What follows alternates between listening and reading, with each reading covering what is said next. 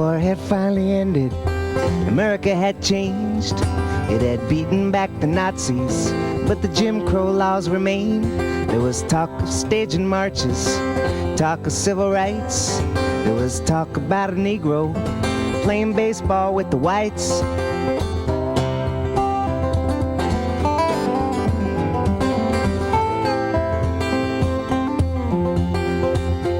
Well, they walked into the clubhouse and the card players quit playing. Everybody stopped in the middle of whatever they were saying.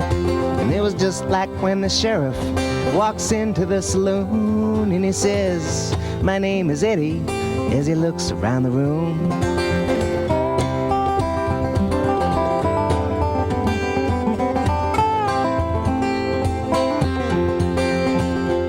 Well, this man's here to play baseball. The manager said to the team, "We're all gonna have to live with this. Oh, that's not what I mean. You know what I mean."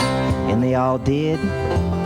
Went without saying. And the card players looked at their hands and they went on with their plan.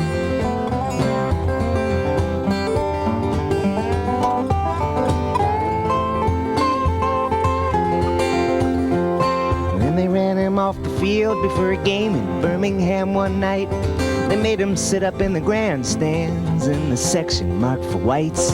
In his Cleveland Buckeyes uniform was a no twist on the law. The marshals kept their eyes on him and the hecklers ate him raw.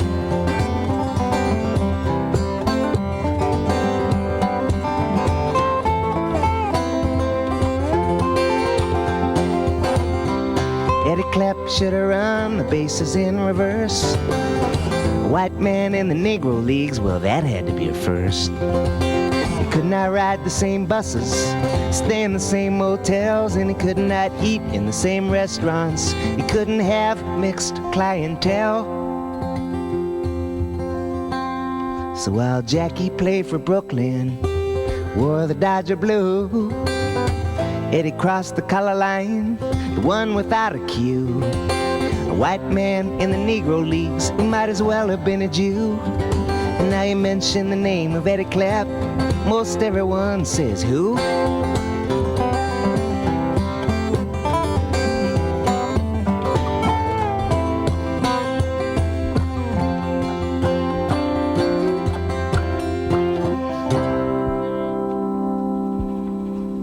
Yeah. Well, welcome to Sittin In. I'm Doug Cox, and with me today from North Carolina is one of my favorite singer-songwriters, Chuck Brodsky. Welcome to the show, Chuck. Nice to be here, Doug. Thanks for being here. So, talk a little bit about that song you first did, because a lot of people in Canada wouldn't have a clue what you're talking about. Well, you know, this is the 50th anniversary of Jackie Robinson crossing the color line, and Eddie Klepp was the first white man to ever play in the old Negro baseball leagues. And I found this out by reading a biography on Jackie Robinson, and there was a little footnote about Eddie Klepp, so I thought I need to find some more information about this. This is too cool a story. So I called the Baseball Hall of Fame in Cooperstown, New York, and the librarian there that I spoke to was a big folk music fan, so he kind of took it upon himself to help me out. He went digging through files, and he came up with a couple articles from 1946 about this guy Eddie Klepp. And then he asked me to send him a copy of the recording when it was finished, so this song is actually in the Baseball Hall of Fame. Oh, all right. Yeah. You have two songs in the... I've got three now. Three in the Baseball Hall of Fame. That's great. So does that mean people go there and can actually listen to the songs? Yeah, they have to know where to find it, though. It's in the research department in their sound recording library, but if you know that and you go there, you can pop it into the CD player or the tape deck and all right. you listen. So you're from North Carolina, but you spend an awful lot of time on the road, don't you? Yeah, I'm probably on the road about 75% of the year. Wow. Yeah. Mostly by car, bus, trains, planes, just about everything? Or? Mostly by car. When I come to the West Coast these days, I fly.